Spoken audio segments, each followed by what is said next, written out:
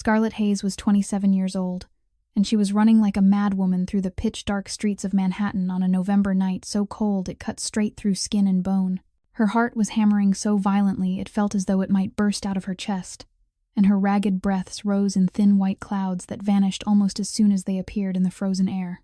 Behind her, Derek's yelling still echoed between the tall buildings like a voice thrown up from hell. Her stepfather was chasing her in a drunken, raging frenzy, the same way he did every time he lost every last dollar at the casino and decided to pour all that madness onto her, the same way he did on every night he drank too much cheap whiskey and turned into the demon she had endured for 5 long years.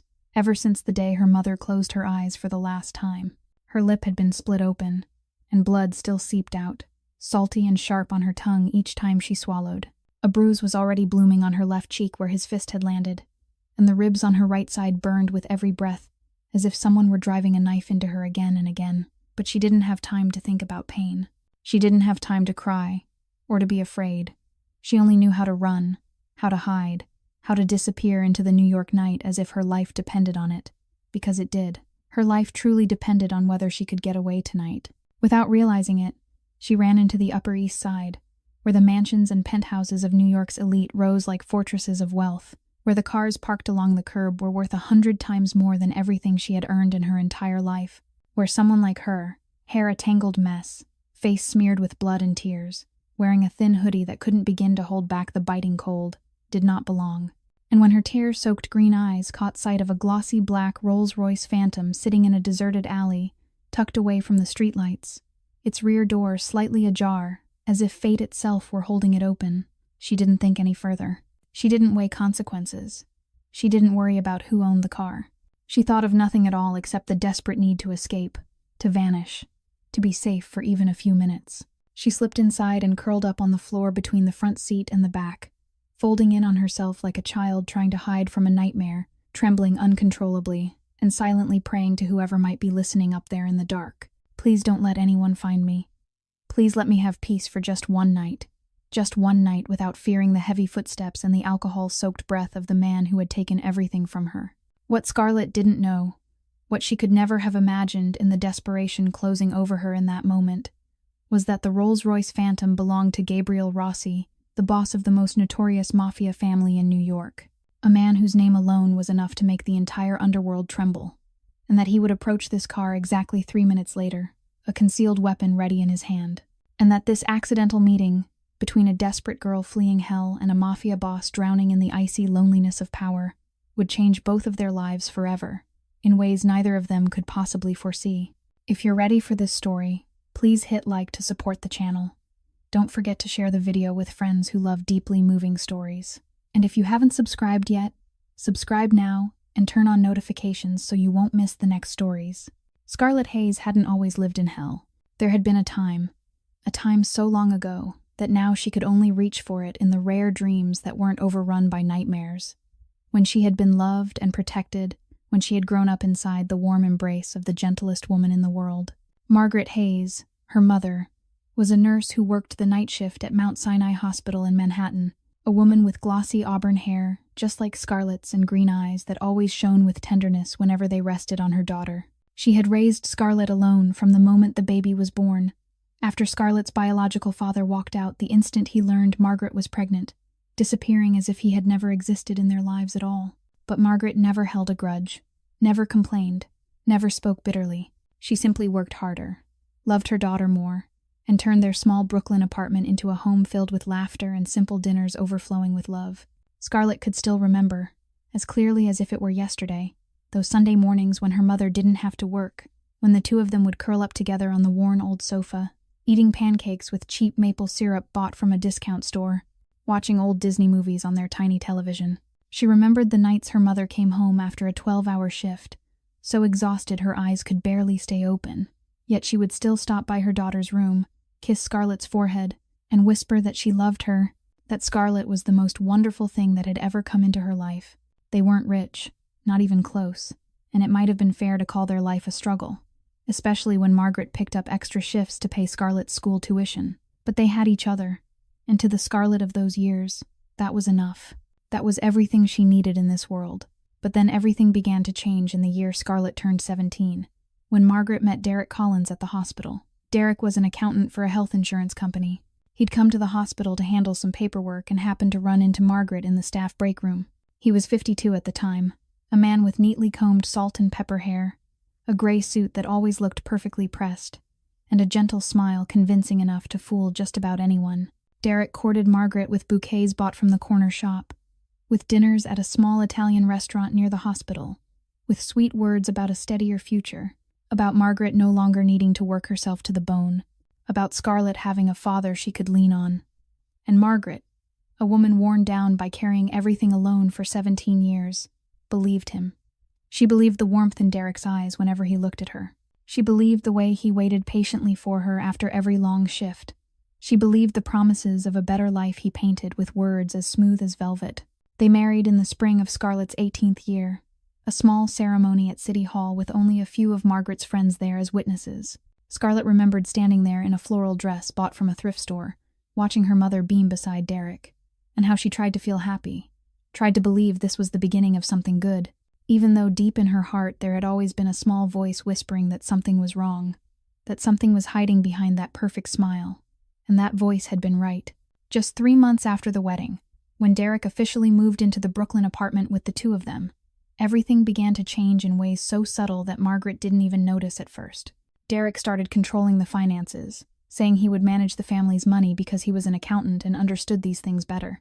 He began offering suggestions about how Margaret should dress, about which friends she spent time with, about how she ought to stop working nights because it was bad for her health.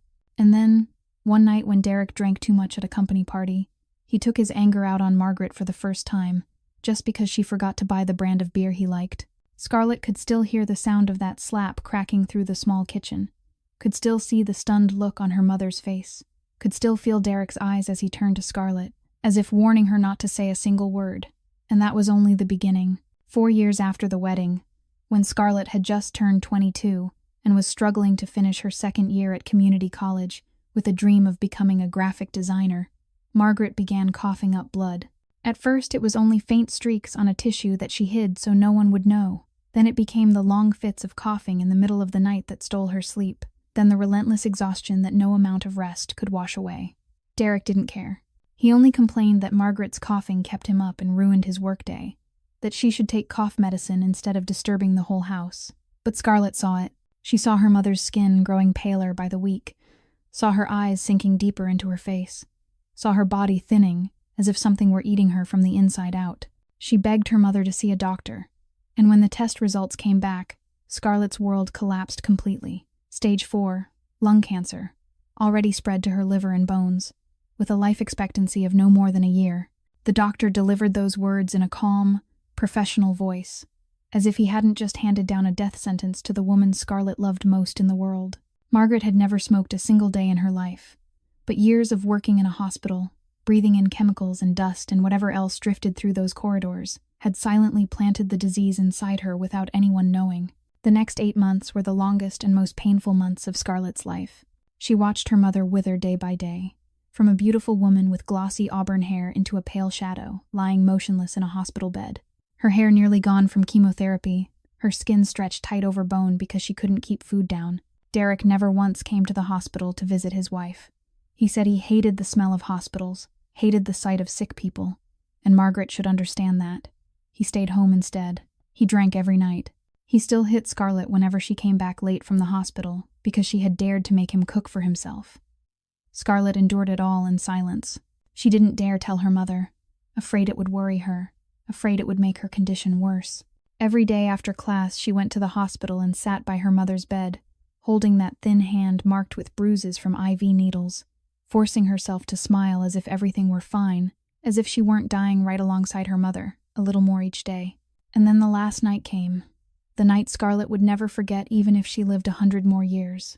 Margaret lay there, breathing faintly through an oxygen mask, her green eyes now clouded yet still searching for her daughter's face in the dimness of the hospital room. She gripped Scarlett's hand with all the strength she had left, and in a voice so weak Scarlett had to lean close just to hear. She whispered words Scarlett would carry for the rest of her life. She was sorry. Sorry for bringing Derek into her daughter's life. Sorry for not being strong enough to protect her. Sorry for believing that man's lies. sorry for having to leave her child alone in this world. Tears slid down Margaret's hollow cheeks as she begged Scarlett to run, to leave that house as soon as she could, to live the life she deserved. Scarlett sobbed, sobbing as she had never sobbed before, and promised her mother she would be all right. She would be strong. She would find a way out. But she didn't know it was a promise she would not be able to keep for the next 5 years. Margaret Hayes drew her final breath at 3 o'clock in the morning on the 12th of November. While outside the hospital window, the season's first snow began to fall over the icy city of New York. And Scarlett, 22 years old and utterly alone in the world, walked out of the hospital with a heart shattered into a million pieces, and had to return to the home where Derek Collins was waiting, like a predator waiting for the weakest prey to finally wander into the trap. 5 years after Margaret's death were 5 years in which Scarlett no longer lived. She only existed, like a walking, breathing corpse that had died from the inside, like a ghost trapped in a home that had become a prison, like an animal caged so long it no longer had the strength to growl or claw.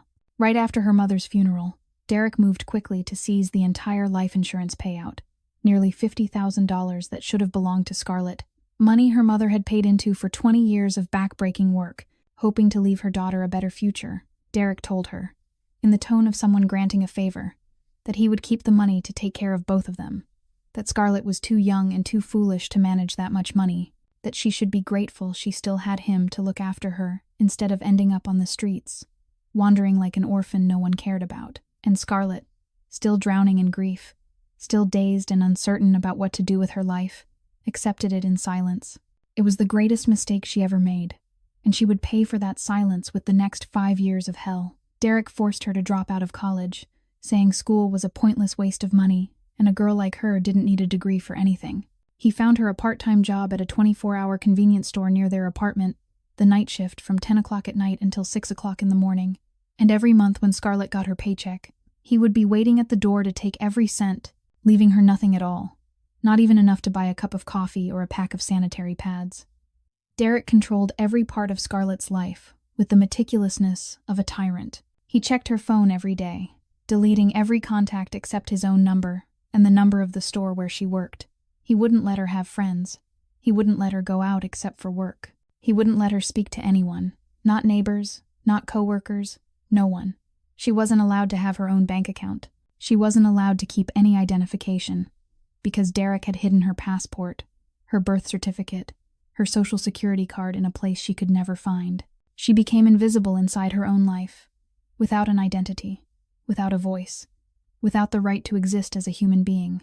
And the beatings grew more brutal with time, as if Derek needed to hit harder, hurt more, make it last longer each time, to satisfy the bottomless thirst for violence inside him. He hit her with his hands, with a leather belt, with an electrical cord, with anything within reach whenever he was drunk, or lost money gambling, or simply felt irritated after a bad day at work. He struck the places her clothes would cover, her back, her stomach, her thighs, so no one would see, so Scarlett would have no proof to take to the police, so she would remain a silent victim no one believed. Scarlett tried to run twice during those 5 years. Twice she gathered every shred of courage she had left, opened the front door, and ran out with the hope of freedom. The first time was when she was 23. She fled to the nearest police precinct, shaking as she described what Derek had done to her. But when the officers called Derek, he arrived wearing the worried face of a good father, explaining that his late wife's stepdaughter had mental problems and often made things up, and the police believed him. They let him take Scarlett home, and that night she was beaten so badly she couldn't stand for 3 days. The second time was when she was 25. This time, she didn't go to the police.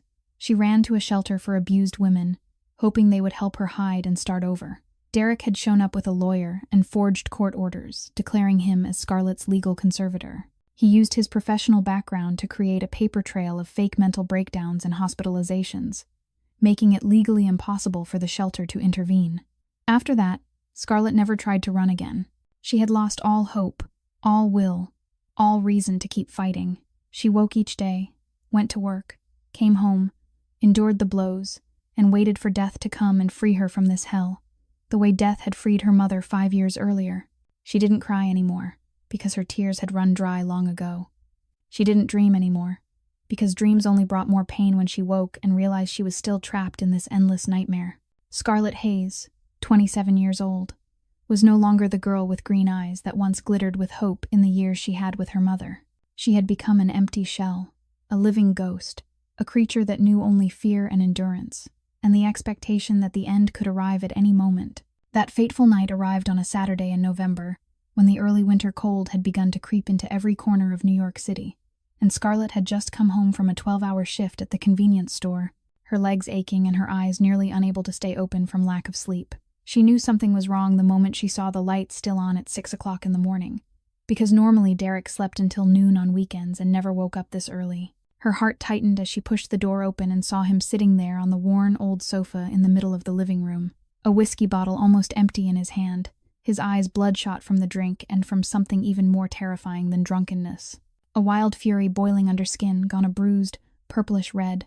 Derek had lost everything that night, lost every cent of his monthly pay at an underground casino in Chinatown, lost even the money he had borrowed from loan sharks in the hope of winning it back, and now he owed those men nearly $20,000. Money he had no idea how he would repay. Money that could get his skull smashed in if he didn't come up with it within a week.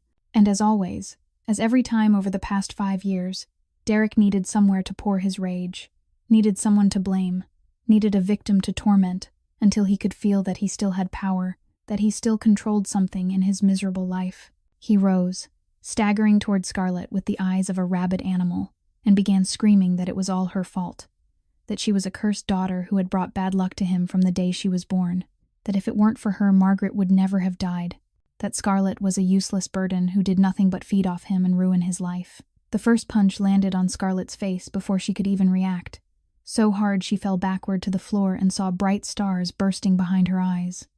But Derek didn't stop. He kept kicking her ribs, her stomach, her back, as she tried to curl into herself to protect what she could, his mouth pouring out venomous insults like snake poison, burning through whatever pieces of her soul were still left. Usually, Derek was meticulous, striking only where her clothes would cover the evidence. But tonight, fueled by the loss of his last dollar and the pressure of the debt collectors, his mask of control had shattered completely. He no longer cared about hiding the marks. He only wanted to destroy her. He wanted to turn her into a punching bag for the madness blazing inside him.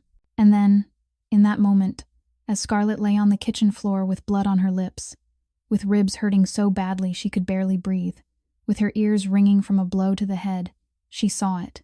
A fruit knife lay on the kitchen counter, less than a yard from her hand, its metal glinting under the light like an invitation, like a question waiting for her answer. Run or die, kill or be killed, those were the only two choices left tonight. And in that instant, something inside Scarlett shattered. Not her will, not her soul, but the fear that had imprisoned her for 5 years. She didn't reach for the knife. She knew that if she picked it up, she would use it, and her life would end in a prison cell instead of in this house.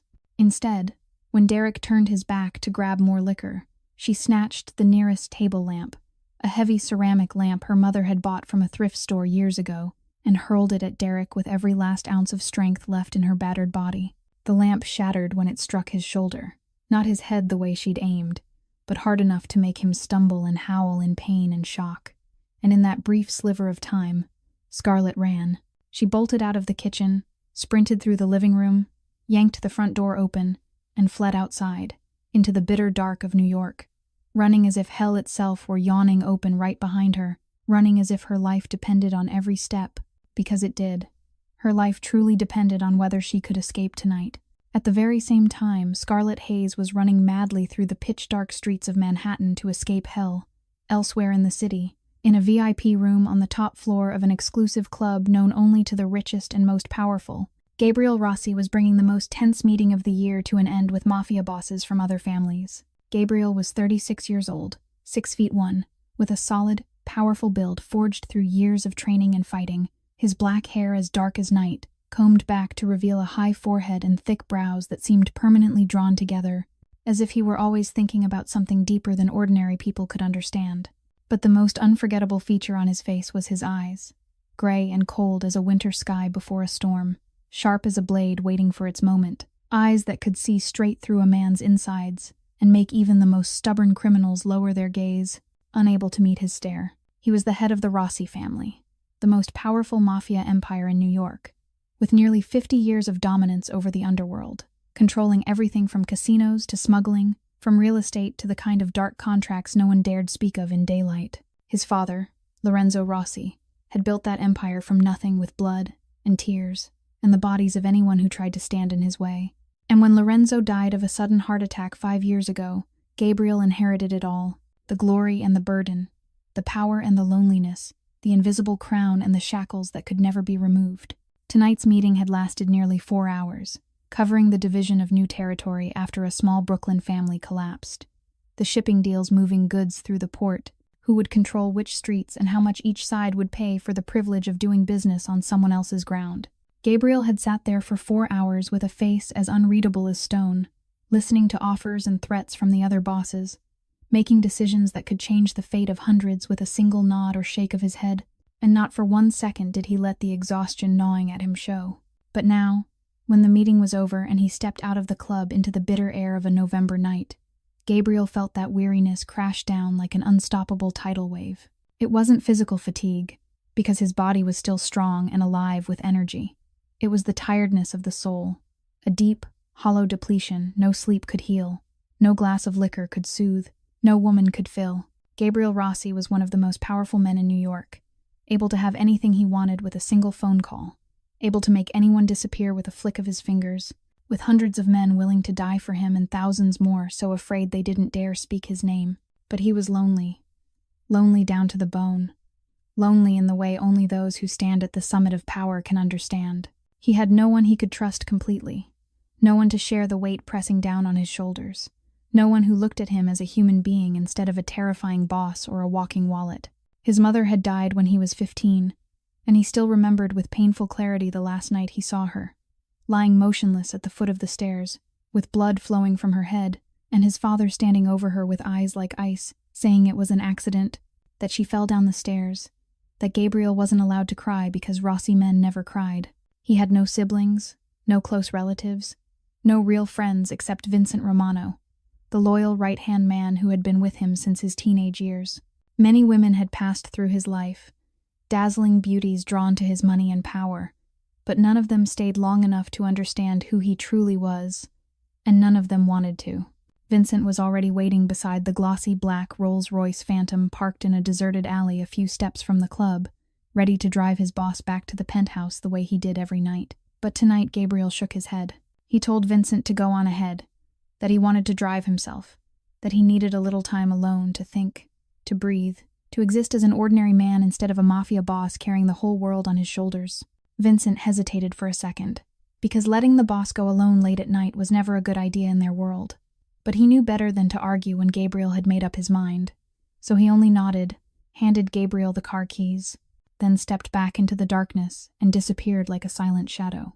Gabriel walked toward the Rolls-Royce alone, and he had no idea that inside that car, fate was waiting for him in the form of a young woman with auburn hair, curled up and trembling on the floor, and that after tonight, his life would never be the same again. Gabriel walked up to the Rolls-Royce Phantom with the slow, even stride of a man accustomed to controlling everything around him, one hand in his pocket, his gaze fixed forward, yet every sense awake and razor alert, the instinct of a predator honed by years in the underworld. And it was that instinct that made him stop short a few steps from the car, his gray eyes narrowing to slits as he realized something wasn't right. The rear door was slightly open, just a small gap of a few centimeters that an ordinary person might have missed. But Gabriel wasn't ordinary. He was a man who had survived dozens of assassination attempts, and understood that in his world, a door left unlatched could be the difference between living and dying. His right hand slid inside his black cashmere coat and drew a loaded pistol, the motion fast and smooth, as if the weapon were a natural extension of his body, and he advanced toward the car with steps as quiet as a stalking cat, his finger already set on the trigger, ready to squeeze within a fraction of a second if he had to. He yanked the door wide open, the gun aimed straight inside, and what he saw made him freeze for a rare moment in which Gabriel Rossi was truly caught off guard. It wasn't an assassin sent to kill him, not an enemy lying in wait, not anything he had prepared himself to face.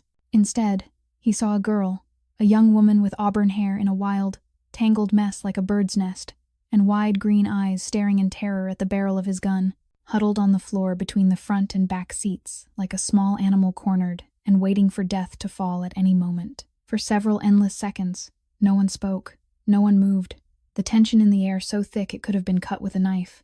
Gabriel studied the girl with cold, assessing eyes, trying to decide who she was, what family she belonged to, what purpose had brought her here, while his finger stayed on the trigger and his heartbeat remained slow and steady, as if this were just another ordinary day in a life built on danger. And Scarlett, staring at the dark gun aimed straight at her face, didn't feel fear the way she should have, because she had been afraid too much tonight, afraid too much for 5 years, afraid until fear had become part of her flesh and blood, and she didn't have the strength to be afraid anymore.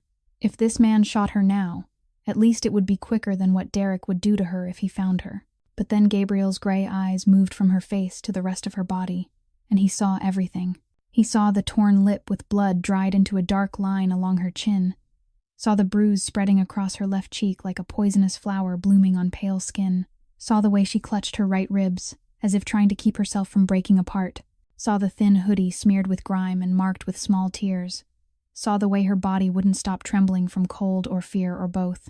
And something in Gabriel shifted in that moment. A subtle change even he didn't fully understand, as he realized this girl wasn't a threat. This girl was a victim running from something so terrifying she had crawled into a stranger's car in the middle of the night just to find somewhere to hide. He lowered the gun slowly, slid it back into the holster inside his coat, and the gray in his eyes softened a little. Only a little, but enough for Scarlett to understand that she wasn't going to die tonight, at least not by this man's hand. Gabriel said nothing. He simply took off his expensive cashmere coat, a coat that was probably worth an entire year of her wages at the convenience store, and held it out to her, not tossing it, not throwing it, but offering it, gently and with a kind of respect, as if she were a welcome guest instead of an illegal intruder in his car. Scarlett stared at the coat with suspicion. Survival instincts sharpened by 5 years, with Derek screaming in her mind that nothing was free, that every kindness had a price, that she would have to pay for this coat with something she didn't want to give. But she was so cold her teeth were chattering uncontrollably, shaking so hard she couldn't command her own body. And at last she reached out, took the coat, pulled it around her shoulders, and sank into the warmth still lingering from a stranger's body like a drowning woman grabbing a lifeline. And then Gabriel spoke, his voice low and rough, not threatening, but curious, and touched with something Scarlett couldn't name, perhaps concern, perhaps anger, but not anger at her. He asked, only 4 simple words, yet carrying the weight of an unspoken promise. Who did this to you? Scarlett didn't answer the question right away. She only stared at the stranger standing in front of her, green eyes sharp with caution and suspicion, searching for any sign of deception or some hidden motive behind his cold, not quite hostile presence. She was too used to being fooled, too used to sweet words that hid dark intentions, too used to the truth that whenever someone was kind to her, there was always a price attached, and she didn't have the strength to pay another one. But Gabriel didn't press her. He simply stood there in silence and waited until she was ready. And that patience, that respect for her space that no man in her life had ever shown, made something inside Scarlett begin to soften. She opened her mouth, and the first words slipped out like water seeping through a cracked dam, slow and painful. She told him about Derek, the stepfather who had entered her life when she was 17 with a gentle smile and promises of a happy family. She told him about her mother, about Margaret Hayes, the woman who loved her more than anything in the world but made the mistake of trusting a man wearing the mask of decency. She told him about the wedding, about the first months that seemed peaceful, and then about the first night Derek raised his hand and hit her mother over nothing more than a bottle of beer. And once those first words escaped, the dam inside her broke completely, and everything poured out like a flood that couldn't be stopped. She told him about her mother's death, about the vicious cancer that stole the only woman who had ever protected her, about her mother's last apology on the hospital bed, a voice Scarlett still heard echoing in her ears every night. She told him about the 5 years of hell that followed, about Derek taking her mother's insurance money, about being forced to quit school and work the night shift at a convenience store, about handing over every paycheck each month and not being allowed to keep a single cent. She told him about the beatings, about the leather belt, about the electrical cord, about the nights she lay curled on the floor, not daring to cry out loud because she was afraid she'd be hit again.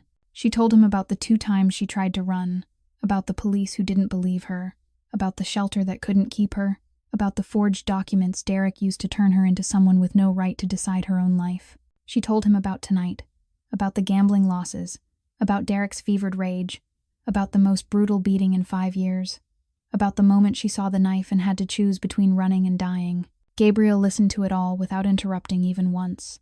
His gray eyes locked on her face as if he were memorizing every detail, every wound, every tear sliding down her cheeks that she didn't even realize she was shedding. His expression stayed as unreadable as ever, but if Scarlett had looked more closely, she would have seen his jaw clenched tight, would have seen his hands curling into fists at his sides, would have seen a cold fire burning in those gray eyes, a silent anger fiercer than any screaming rage. When Scarlett finished, her voice was raw, and her body shook even harder than before, drained by the release of everything she had carried inside for years with no one ever listening. She sat there wrapped in the warmth of his cashmere coat and waited for his reaction, waited for the judgment or pity or indifference she had grown used to receiving from everyone around her. But Gabriel did none of those things. He was quiet for a long moment, as if weighing something in his mind, and then he told her in a low, steady voice that she wouldn't be going back to that house tonight, that he had a guest apartment in his penthouse no one used, that she could stay there as long as she wanted until she figured out what to do, that he wanted nothing from her, demanded nothing, expected nothing, only to give her a safe place to rest and recover. Scarlett looked at him as if he had just spoken a language she couldn't understand, because in her world, in her experience, no one gave anything without wanting something in return. She asked him, her voice trembling and full of doubt, why he was helping her, who she was that he should bother, what he would get out of it. Gabriel held her gaze for a long time, and for the first time since they met, Scarlett saw something in those cold, gray eyes, something soft and aching that she couldn't name. He answered in a rough voice, saying he hated bullies who preyed on the weak, hated men who used strength and power to torment those who couldn't defend themselves, hated people who turned someone else's life into hell simply because they could. He didn't explain further, didn't tell her the deeper reason behind that hatred, but the way he said it, with fury held tightly in check, and pain kept carefully hidden, made Scarlett understand he wasn't only talking about Derek. He was talking about something far more personal, some wound from his own past she didn't yet know. And in that moment, for the first time in 5 years, Scarlett decided to trust a stranger. Not because she was naive, not because she had no other choice, but because she saw in his eyes an honesty she had forgotten still existed in this world. Gabriel drove the Rolls-Royce Phantom through the night streets of Manhattan in silence, and Scarlett sat in the back seat, still wrapped in his cashmere coat, staring out through the window without really seeing anything, her mind hollow and hazy, as if everything that had just happened were only a strange dream she might wake from at any moment. The car stopped in front of a glass and steel skyscraper in the heart of the Upper East Side, a place where the monthly rent for a single apartment was probably more than Scarlett earned in an entire year at the convenience store. Gabriel led her into the main lobby, where a doorman in a crisp uniform bowed to him with respect edged by fear, and then they stepped into a private elevator reserved for the penthouse level. When the elevator doors opened at the top floor, Scarlett felt as if she had walked into an entirely different world, a world she had never known existed outside of Hollywood movies and glossy luxury magazines. The penthouse spread out before her like a palace in the sky, with floor-to-ceiling glass walls revealing a sweeping view of the Manhattan skyline, glittering with lights like a sea of stars spilled onto the earth. White marble floors reflected the glow from crystal chandeliers hanging from a soaring ceiling. And original works of art, Scarlett was sure they were originals and not copies, lined the elegant gray walls. Polished leather and walnut furniture sat arranged with a refined taste. She didn't have the knowledge to judge, but enough instinct to understand that every piece here was worth more than the rundown apartment where she had lived for the last 10 years. Gabriel guided her past the main living room, down a wide hallway, and stopped at an oak door at the far end, telling her this was the guest suite, and from now on it was hers. She could stay as long as she wanted. She had full control of this space, and no one was allowed to enter without her permission. When the door opened, Scarlett had to stand still for a long moment just to process what her eyes were seeing, because this guest suite, the room Gabriel spoke of as casually as if it were a small, unimportant corner of his home, was larger than the place where she had grown up with her mother in Brooklyn, more luxurious than anywhere she had ever set foot in across all 27 years of her life. There was a private sitting room with an emerald velvet sofa, soft as clouds, a bedroom with a king-size bed dressed in ivory Egyptian silk sheets, a bathroom with a marble soaking tub and a ceiling-mounted rain shower, a small kitchen fitted with the most modern appliances she didn't know how to use, and large glass doors opening to a private balcony overlooking the sleeping city below. Scarlett stood in the middle of it all, still in her filthy hoodie and worn-out sneakers, feeling utterly out of place, like a house mouse that had wandered into a king's palace. Gabriel watched her for a moment, and then told her there were some new clothes in the closet she could use for now, that he would have someone buy more that suited her tomorrow, that if she needed anything at all, she only had to press the button beside the bed and someone would come immediately. Before he left, he introduced her to a tall, middle-aged man with a stern face but eyes that weren't quite cold. A man who appeared as if from nowhere the instant Gabriel spoke his name. Vincent Romano, Gabriel said, was his right-hand man, and from this moment on, he would be responsible for making sure she was safe. Vincent would remain right outside this suite all night, and no one would be able to come near her without going through Vincent first. Scarlett looked at Vincent, then at Gabriel, then back at the lavish room around her, and she didn't know what to say, didn't know what to feel, didn't know what to do with any of it happening so fast and so unreal compared to anything she had ever known. Gabriel gave her a formal nod, told her she should rest because it had been a long night, then turned and walked away, and the door closed behind him, leaving Scarlett alone in a room filled with light and silence. She stood motionless for a long time, then slowly walked to the window and looked out at the city glittering beneath her. And for the first time in 5 years, she wasn't listening for heavy footsteps outside the door, wasn't holding her breath waiting for the crash of the door being kicked open, wasn't curling in on herself to brace for the pain that always came next. Tonight, for the first time in 1,825 days, Scarlett Hayes was allowed to feel safe. The first days in the guest suite of Gabriel's penthouse were days in which Scarlett was both being healed and forced to face the deepest wounds inside her, wounds that had been buried for too long beneath a hard shell of survival, and that now, when she was finally safe, began rising to the surface like bodies floating up from the bottom of a lake. On the first night, she couldn't sleep, even with a bed soft as clouds and a room perfectly warm. She only lay there staring at the ceiling, listening to the silence and waiting for something terrible to happen, because she had lived too long believing that something terrible always came. On the second night, she drifted off from sheer exhaustion and fell straight into a nightmare, dreaming that Derek was standing over her bed, whiskey thick on his breath, a leather belt in his hand, and she woke to the sound of her own screaming, drenched in sweat, her heart pounding wildly, her arms and legs trembling beyond her control. The third night, the fourth, the fifth were the same, the nightmares arriving with the steady rhythm of the tide, dragging her down into the deepest waters of fear, and then spitting her back out around 3 or 4 in the morning with dark circles under her eyes and a body that wouldn't stop shaking. In the daytime, she barely left the suite.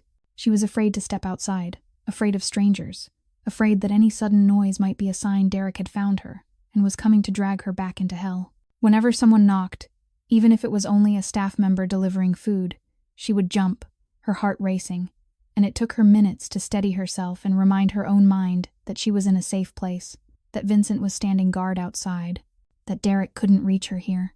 Gabriel watched all of it from a distance. He didn't invade her space. He didn't force conversation or demand that she act normal, but he saw the bruised shadows growing deeper beneath her eyes, saw the way she flinched at loud sounds, saw her locking herself inside an invisible prison Derek had built in her mind over 5 years, and he knew she needed more than a safe place to sleep. She needed to be healed from the inside out. On the 7th day, Gabriel introduced Scarlett to a middle-aged woman with neatly cut silver hair and warm brown eyes like a cup of hot cocoa on a winter day. A woman named Dr. Catherine Moore, one of New York's leading psychologists specializing in trauma and domestic violence, someone Gabriel had contacted on the very first night he brought Scarlett here. At first, Scarlett refused to meet her. She didn't want to talk about what had happened. She didn't want to tear open wounds that had only just begun to scab over. She didn't want a stranger looking into the darkest part of her life and judging her for being weak, for not running sooner, for enduring it too long. But Dr. Moore didn't judge. She didn't interrogate. She didn't push. She simply sat with Scarlett, drinking tea in silence, telling small stories about her own life, about other patients without naming names, about the slow journey of healing for people who once believed they could never escape. And little by little, Scarlett began to speak, began to tell, began to let the demons inside her be named and brought into the light. At the same time, another man appeared in Scarlett's life, Thomas Wright, the Rossi family's private attorney, a 55-year-old man with silver hair, combed smoothly back and eyes sharp as razors behind gold-rimmed glasses. Thomas came to see Scarlett with a thick stack of files and a detailed plan to bring Derek Collins to justice. He explained the steps that would be required, gathering evidence, testimony, the legal process, what she would have to face if she chose to go forward. Scarlett was afraid. She had tried to go to the police before and failed. She had tried to seek help and been dragged back into hell. She didn't know whether this would be different or whether another painful defeat was waiting for her. But Thomas reassured her in a calm, steady voice, telling her that this time would be different, that having Gabriel Rossi behind her meant no one would dare take a bribe and twist the case, that his team would build a file so airtight no defense attorney could crack it, that Derek would pay for what he had done no matter how far he tried to run. Scarlett listened, and for the first time in years she felt a small spark of hope begin to kindle in her chest, tiny and fragile as a candle in the wind, but still there, still burning, still casting a little light on the road ahead, even if only a short distance.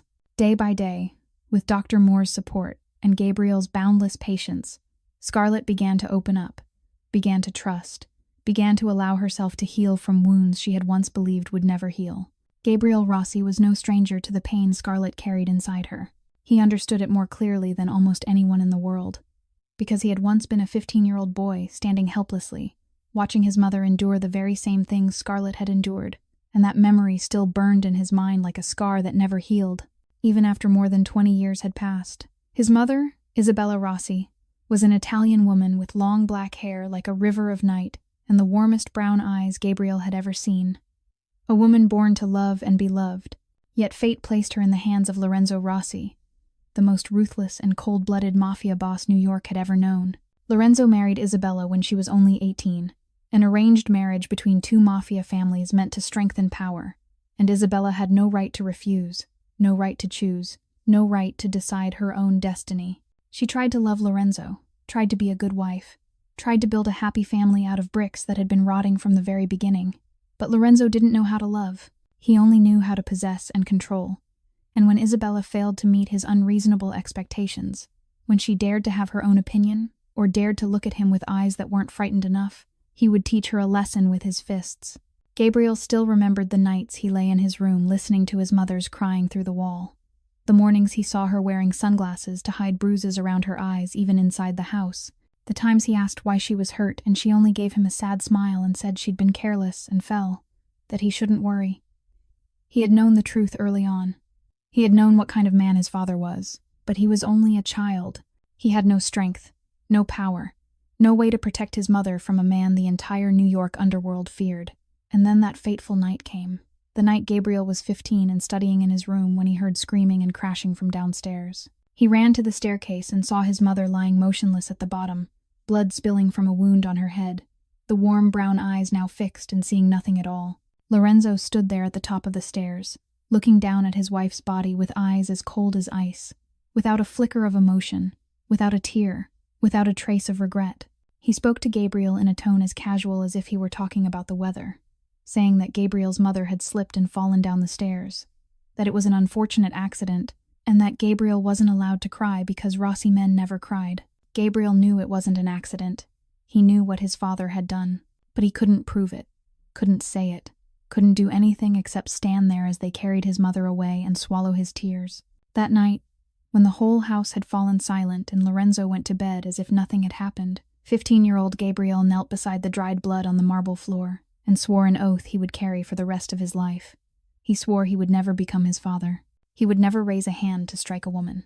He would never allow anyone under his protection to endure what his mother had endured. And he kept that vow for the next 21 years, even when he inherited Lorenzo's empire after Lorenzo died of a heart attack, even when he had to do ruthless things to maintain power in the underworld. He never laid a hand on women or children. He never allowed his men to do it. He never forgot his mother's warm brown eyes going dark at the foot of the staircase when he was 15.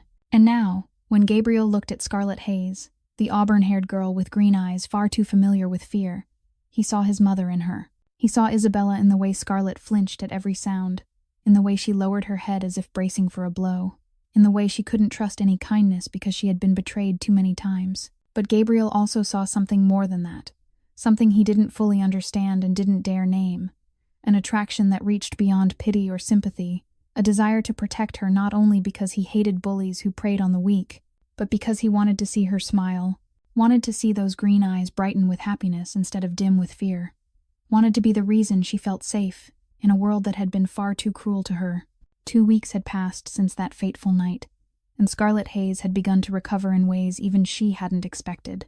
The bruises on her body faded day by day, and then disappeared entirely. The split lip healed until only a small scar remained, one you could see only if you looked very closely. Her ribs no longer stabbed with pain whenever she drew a deep breath, and her skin slowly regained a touch of color instead of the paper-pale whiteness of those first days. But more important than the physical changes were the changes inside her, subtle shifts that only Dr. Moore and Gabriel seemed to notice.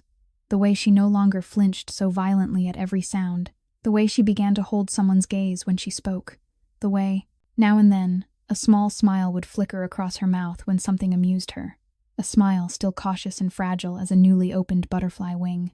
And during those 2 weeks, a new routine formed between Scarlet and Gabriel, something small but bright that became the quiet highlight of both their days, though neither of them dared admit it. Every evening, after Gabriel finished his work and returned to the penthouse, he would invite Scarlet to have dinner with him in the main dining room.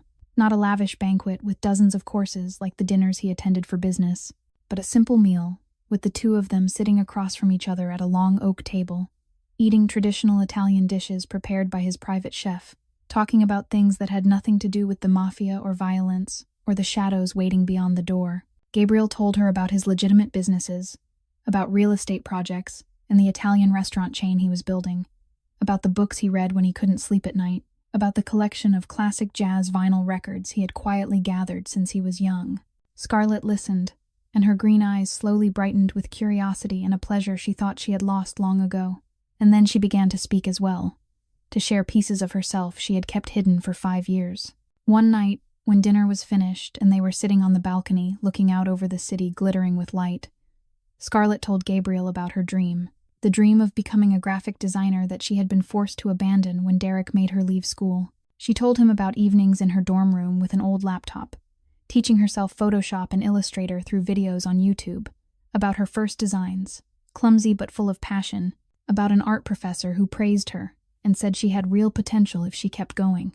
Her eyes lit up as she spoke, a light Gabriel had never seen in her before, and he realized that behind the frightened, wounded girl he had found on the floor of his car that night was a soul full of hope and longing, a flower trampled for too long yet still strong enough to reach for the sun. Gabriel listened to her for hours without interrupting, and when she finished, he simply nodded and said it was never too late to chase a dream, that if she wanted to go back to school, he would support her in every way he could, not as a favor she would have to repay, but simply because she deserved the chance to live the life she wanted. And then that night came. The night everything between them shifted in a way neither of them had seen coming. Scarlet was trapped in the worst nightmare she had had since arriving here. She dreamed Derek had found her, was dragging her out of the suite, pinning her to the floor and raising his belt, and she screamed until her throat burned, and she woke in the darkness with her heart pounding wildly and tears streaming down her face. And then she heard a knock at the door, heard Gabriel calling her name in a voice thick with worry, asking if she was all right, asking if she needed him to come in.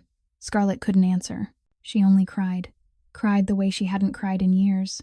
And Gabriel opened the door and stepped inside, saw her sitting curled up on the bed like a lost child caught in a storm, and he did what instinct told him to do. He sat down beside her, slipped an arm around her shoulders, and drew her into the wide, warm shelter of his chest, holding her without a word, letting her cry until there were no tears left, letting her shake until her body slowly calmed, letting her feel his steady heartbeat like a reminder that she was here. She was safe. She was not alone anymore. And in that moment, when Scarlet lifted her face and looked into Gabriel's gray eyes, when she saw his genuine worry and something far gentler beneath it, she realized something was changing between them, something beyond gratitude and protection, something she didn't dare name, yet something that had begun to kindle in her heart, like a small flame in the middle of a bitter winter night. The truth came to Scarlet on an afternoon 3 weeks after the night. Gabriel held her in his arms until the nightmare finally broke. An afternoon as ordinary as any other, when she was walking down the penthouse hallway looking for a book Gabriel had mentioned at dinner the night before, and she happened to pass his office door, which was slightly open. She had no intention of eavesdropping. She meant to keep walking and move on. But then Gabriel's voice carried out, and it stopped her as if she'd been nailed to the floor. He was on the phone with someone, his tone cold and razor-sharp in a way she had never heard before.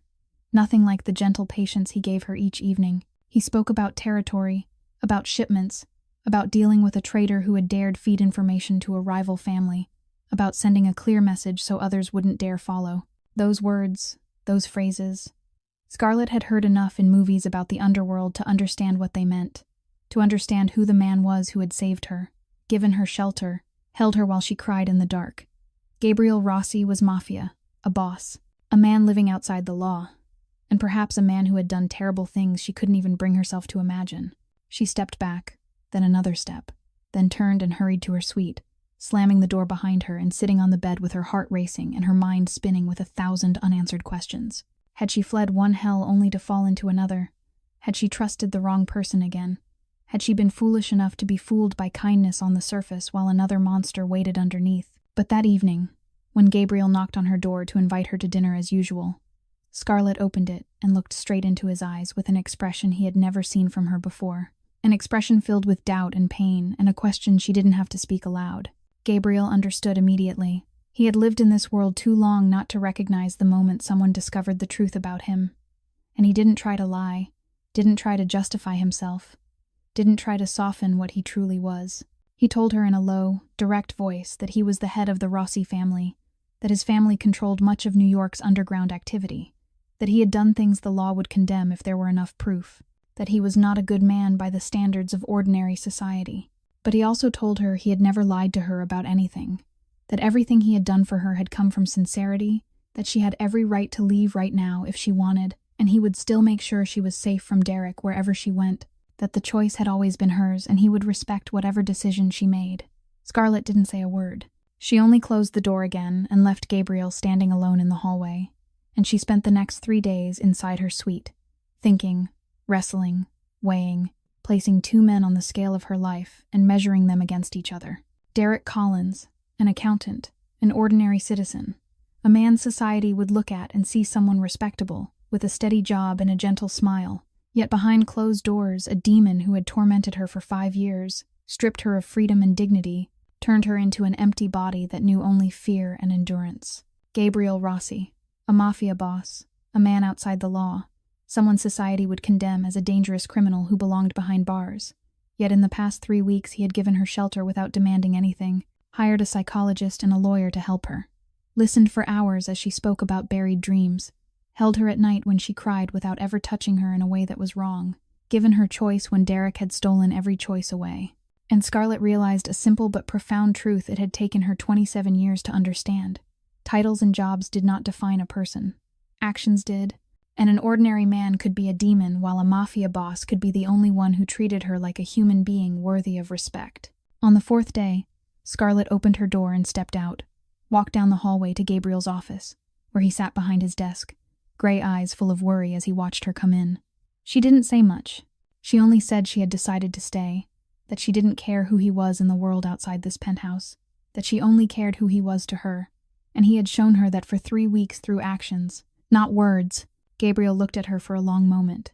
Then he nodded, and in those cold gray eyes, Scarlett saw for the first time a flicker of warmth she knew he had been hiding for a long time. The darkness Scarlett thought she had left behind finally found her. On an afternoon 1 month after she decided to stay with Gabriel, when she was sitting in the guest suite reading a book on graphic design that Gabriel had bought for her, and for the first time in years, she felt truly at peace. Vincent's phone rang in the hallway, then came hurried footsteps, then a knock at her door, fast and urgent, nothing like the usual. When she opened it, she saw that Vincent's normally calm face was tighter than she had ever seen it. Vincent told her a man was downstairs in the building lobby, shouting her name and demanding to see her, threatening to call the police, to sue the building, to do whatever it took to drag her back, and that man's name was Derek Collins. Scarlett's heart seemed to stop for a moment. The blood in her body felt as if it had turned to ice, and she had to grip the doorframe to keep from collapsing to the floor. Derek had found her. She didn't understand how. Even though she thought she was safe inside this fortress, he had still tracked her down like a predator, catching the scent of its prey even at the ends of the earth. Vincent explained that Derek hadn't hired a private investigator as they first feared. Instead, Derek had used his old contacts at the health insurance company to flag Scarlett's social security number. When Gabriel's team recently processed a medical evaluation for her, the system triggered an alert, allowing Derek to track the location to this specific building.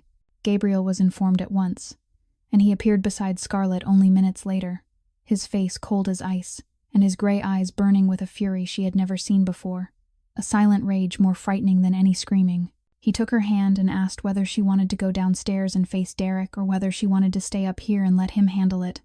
And Scarlett, trembling so hard she could barely breathe, said she wanted to go down. She wanted to see him. She needed to face this ghost one last time so she could truly move forward with her life. They rode the elevator down to the main lobby, where chaos was unfolding. Derek Collins stood in the middle of the marble floor, his face flushed red with anger and, probably, alcohol, his clothes wrinkled as if he hadn't changed them in days, his mouth spewing threats and obscenities while 2 building security guards tried to hold him back without turning it into a brawl. The moment he saw Scarlett step out of the elevator, his eyes lit with a crazed fury, and he began yelling even louder, calling her names no one deserved to be called, shouting that she was a cheating whore who had run off with some rich man, shouting that she belonged to him and he would drag her back no matter how far she ran, shouting that she would pay for daring to defy him, for daring to throw that lamp at him that night. Scarlett stood still and looked at the man who had tormented her for 5 years, and she was startled to realize the fear he used to summon in her wasn't as powerful as it once had been. He was still terrifying. He still made her heart race.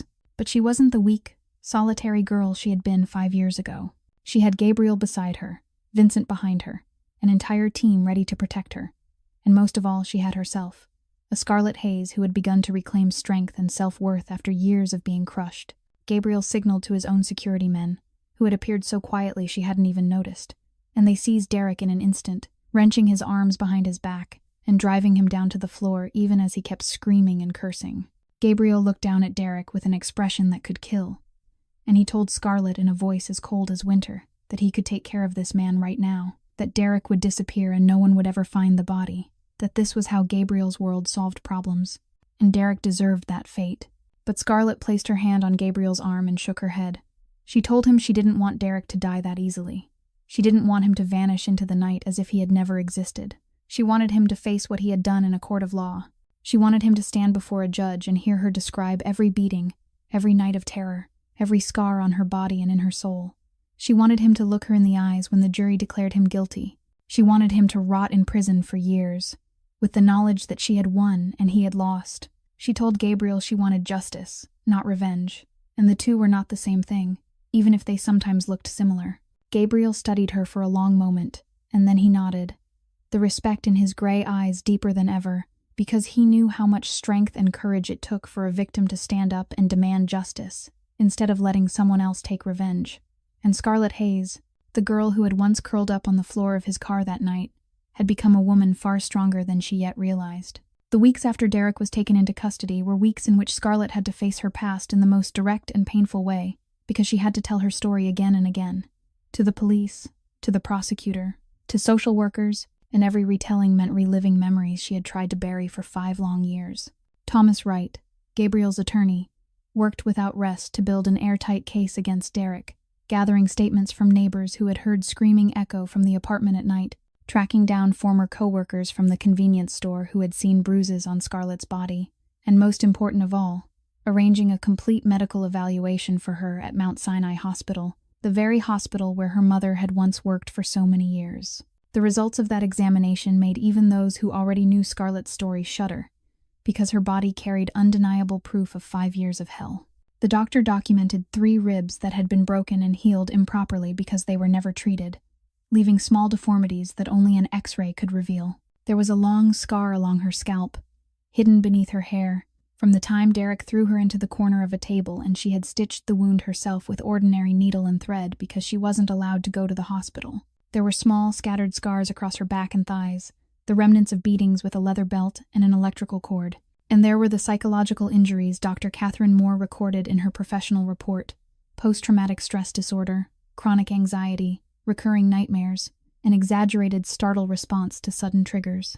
All of it was compiled into a thick file that would be presented in court tomorrow, and Scarlett knew she was ready to face Derek one last time, ready to tell her story before a jury, ready to claim justice for herself and for the 17-year-old girl who once had no one to protect her. On the night before the trial, Scarlett stood on the penthouse balcony, looking out over Manhattan glittering below. her emotions a strange blend of worry and calm, fear of what might happen tomorrow, and a quiet trust that no matter the outcome, she had already won simply by standing up.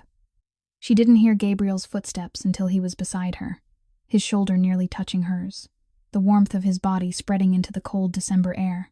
They stood together in silence for a long time, looking out over the city, and then Gabriel spoke, his voice lower and rougher than usual, as if the words he was about to say had been held in his chest for too long and were now forcing their way out. He said that before he met her, he thought he had died long ago. Died on the night his mother lay at the foot of the stairs.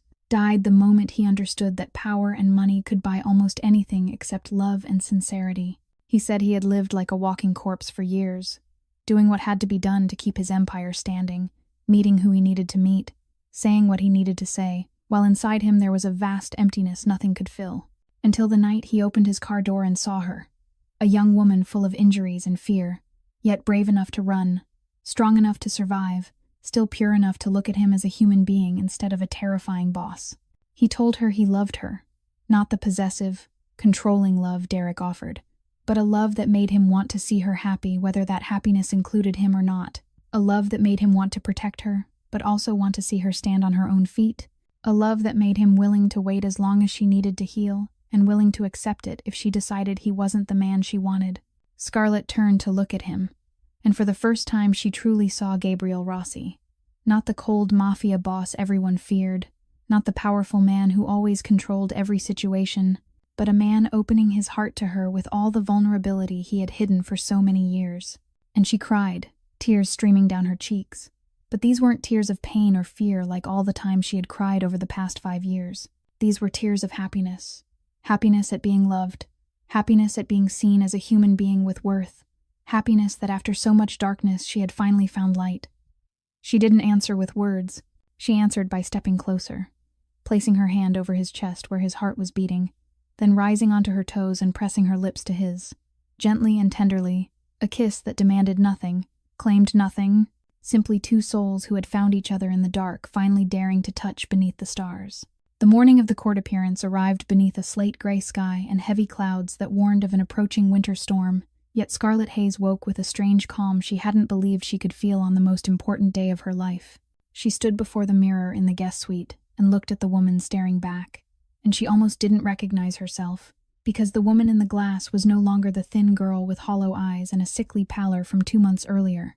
She wore an elegant black suit that Gabriel had had tailored for her, her hair pinned neatly into a bun at the nape of her neck, and though her green eyes still held a trace of worry, they also carried a steadiness she had lost long ago and was now slowly finding again.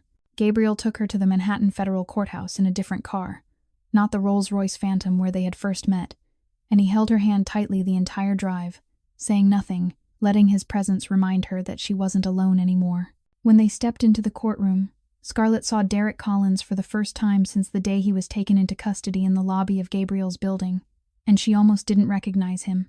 Derek sat at the defense table in an orange prison uniform, his salt and pepper hair wild and uncombed, no longer smoothed into place the way it had been when he played the part of a respectable citizen, his face gaunt after weeks in custody without alcohol, and his eyes, the eyes that once terrified her down to the bone, were now the eyes of a man who had lost everything and was watching his world fall apart piece by piece. When those eyes caught Scarlett's, he curled his lip into a sneer full of hatred and contempt, as if he were still trying to threaten her with old habits. But Scarlett didn't drop her gaze the way she had for 5 years. She looked straight back at him until he was the one who turned away first. The trial began with legal procedures Scarlett barely heard, because she was focused on the moment she would have to stand, take the witness stand, and tell her story. And when that moment came, when Thomas Wright called her name, and she rose and walked toward the witness box, she felt Gabriel's eyes following every step, felt the strength he was sending her through that steady gaze, and she took a deep breath and began. She told them about the day her mother met Derek, about the wedding, about the early months that seemed peaceful. She told them about the first night Derek raised his hand and hit her mother, about how the violence escalated day by day, about being forced to watch her mother endure it in silence because she didn't know where else to go. She told them about the cancer, about her mother's death, about the final apology on the hospital bed that still echoed in her ears every night. She told them about the 5 years of hell afterward, about money stolen, freedom stripped away, dignity crushed, beatings beyond counting. 3 broken ribs that were never taken to a hospital. The scar on her scalp she stitched herself with ordinary needle and thread.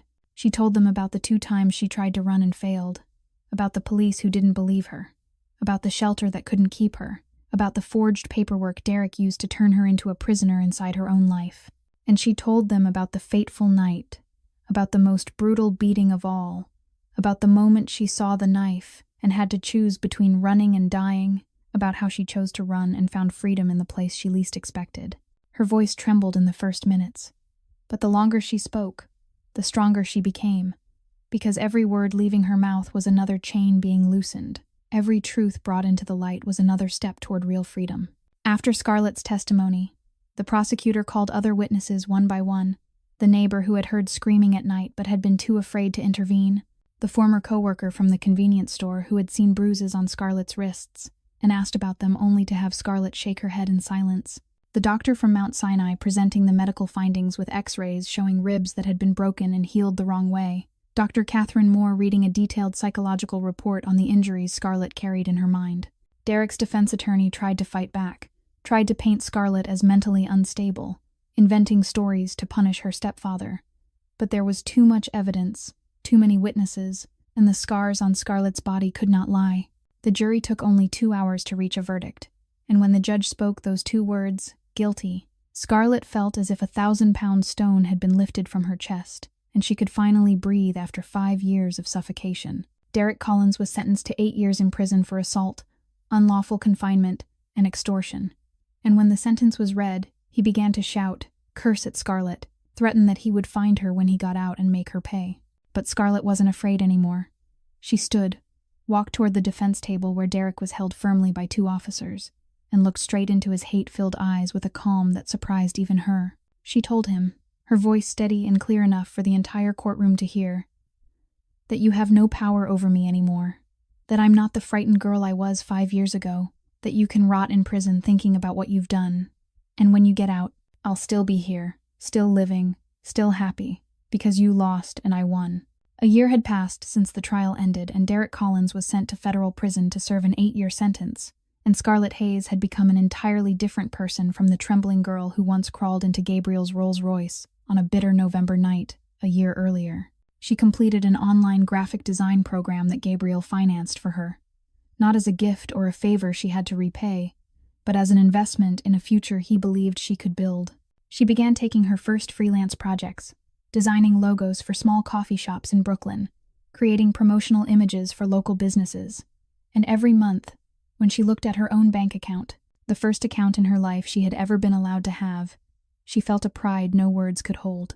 The money she earned wasn't much, and it certainly couldn't be compared to Gabriel's vast wealth, but it was hers, earned by her own talent and effort, and that feeling was more precious than any luxury money could buy.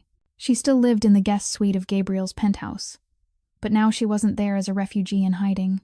She was there as a partner, a woman building a life beside the man she loved. Their relationship had grown slowly and naturally, the way spring arrives after winter. Not rushed, not forced. Only 2 souls who had found each other learning, little by little, how to open up and trust. Gabriel still led the Rossi family. He still did things Scarlett didn't ask about and he didn't explain. But when he returned to the penthouse each evening, he became a different man. A man who knew how to smile, how to love, how to sit for hours listening to her talk about her newest design project, even if he didn't understand color theory or typography. And then the 1-year anniversary of the night they met arrived.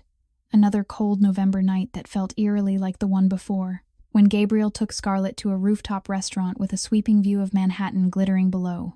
They ate dinner in the warm, quiet silence of 2 people who had grown so familiar they no longer needed words to understand each other.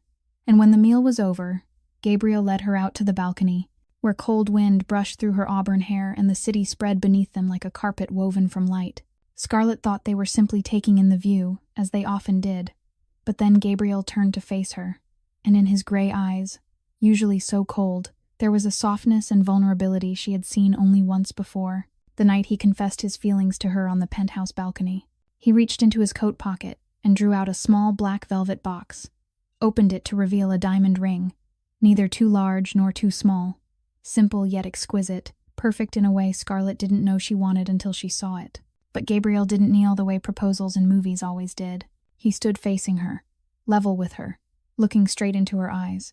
And he told her he wasn't kneeling because she would never have to kneel before anyone again, not even him, that he wasn't asking her to be his wife as if it were a favor she granted, but offering partnership, equality, a life they would build together with her standing beside him, not behind him, and not at his feet. He told her he loved her strength, loved the way she survived hell, and still kept her heart unbroken, loved the way she looked at him as a human being instead of a boss or a checkbook, and he wanted to spend the rest of his life protecting her, supporting her, loving her the way she deserved to be loved. Scarlett looked at him, looked at the ring, looked at the glittering city below, and she didn't need to think, didn't need to weigh anything, because she had known the answer for a long time now, since the night he held her through a nightmare, since the night he kissed her for the first time on the balcony, since every dinner, every conversation, every small moment they had shared over the past year. She said yes, her voice breaking with emotion yet steadier than it had ever been. And when Gabriel slid the ring onto her finger, when he leaned down and kissed her in the cold wind and the glow of the city lights, Scarlett knew she had found home, not a place, but a person, a heart, a love she had once believed she would never deserve. The wedding took place a month later at a small seaside estate on Long Island. Not a lavish ceremony with hundreds of guests the way rich people so often did it, but an intimate gathering with the people who truly mattered. Vincent stood as best man. Dr. Catherine Moore and attorney Thomas Wright sat in the front row as two of the people who had helped bring them to this day. And beyond them, there were only a few of Gabriel's most trusted men, people he trusted with his life. Scarlett wore a simple white wedding dress, her hair loose the way she liked it, and no one walked her down the aisle because she walked on her own 2 feet, a free woman choosing her own future. And when she stood facing Gabriel beneath an arch of white flowers with the soft sound of waves in the distance, when they exchanged vows that weren't elaborate but were more honest than any love poem, when he kissed her and declared her his wife before the witnesses, Scarlett Hayes, now Scarlett Rossi, knew her story didn't end here. It was only beginning. Every year, on the anniversary of the night they first met, Gabriel and Scarlett keep a private ritual that no one else knows about. They go down to the garage of the penthouse building, where the black Rolls-Royce Phantom is still kept like a sacred keepsake, and they sit inside that car again, in the same positions they were in on the fateful night long ago, Gabriel in the driver's seat and Scarlett in the back, and then they tell each other their own story, as if it were the first time they had ever heard it. Scarlett tells of the 27-year-old woman covered in bruises who climbed into a stranger's car in the dark because she had nowhere else to go, of the terror of seeing a gun pointed at her face, of the shock of watching that stranger lower the weapon and offer her his coat instead of throwing her out. Gabriel tells of the lonely mafia boss who had grown tired of the emptiness of his own life, of the moment he opened the car door and saw green eyes filled with fear and yet still filled with life staring back at him, of the way his frozen heart began to thaw that night without him even realizing it. And every time they tell it, they find something new inside the old story, a small detail they had forgotten, an emotion they had never spoken aloud, a deeper gratitude for the way fate brought them together in the darkest moment of both their lives. The story of Scarlett and Gabriel teaches us that salvation sometimes comes from places we never expect, from a stranger's car in the middle of the night, from someone the world calls dangerous but who still carries a heart that knows how to love. It teaches us never to judge a person by a title or a profession, because an accountant can be a demon while a mafia boss can be a saving angel. And what matters isn't what someone does for a living, but how they treat us. It teaches us that no matter how dark the circumstances life throws us into, there is always hope ahead if we are brave enough to keep moving, strong enough to stand up, trusting enough to open our hearts when someone reaches out a hand to help. And most of all, it teaches us that true love is not possession or control, but respect, equality, standing beside someone, and helping them become the best version of themselves. If you feel this story has touched your heart, please press the like button to support our channel and share this video with the people you love so they can hear meaningful stories like this as well. Don't forget to subscribe to the channel and turn on notifications so you won't miss new videos every day. We would truly love to know how you feel about Scarlett and Gabriel's story, whether it reminds you of something in your own life, whether you have ever met someone who changed your life in a way you never expected. Please leave a comment below and share with us what you're thinking from the deepest part of your heart, because every one of your stories is precious, and we always want to listen. We sincerely thank you for spending the time to watch this video from beginning to end, and we wish all of you watching good health, a joyful life, peace, and happiness every day. Goodbye for now, and we'll see you again in the next video.